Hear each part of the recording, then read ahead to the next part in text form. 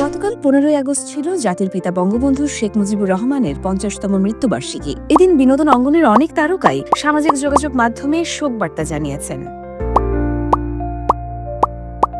কিন্তু এর মাঝে অনলাইনে ছড়িয়ে পড়ে একটি গুঞ্জন, নির্দিষ্ট কয়েকজন তারকাকে বঙ্গবন্ধুকে নিয়ে পোস্ট দেওয়ার জন্য নাকি অর্থ দেওয়া হয়েছে।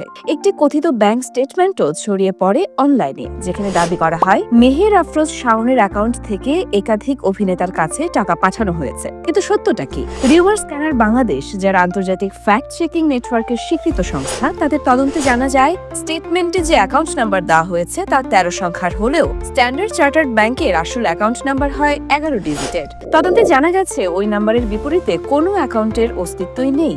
আরও একটি অসঙ্গতি হলো, আসল স্টেটমেন্টে গ্রহীতার নাম কখনো প্রকাশ করা হয় না, কিন্তু ভাইরাল হওয়া কপিতে নাম উল্লেখ করা হয়েছে। রিউমার স্ক্যানারের মতে, সহজলভ্য একটি টেমপ্লেটের ওপর স্ট্যান্ডার্ড চার্টার্ডের লোগো বসিয়ে এই ভুয়া স্টেটমেন্ট বানানো হয়েছে। আগেও এই ধরনের টেমপ্লেট ব্যবহার করে ভুয়া স্টেটমেন্ট ছড়ানো হয়েছিল। তাদের মূল্যায়ন অনুযায়ী কথিত ব্যাংক স্টেটমেন্টটি সম্পূর্ণ ভুয়া। এটি উদ্দেশ্যমূলকভাবে গুজব ছড়ানোর জন্য তৈরি করা হয়েছে।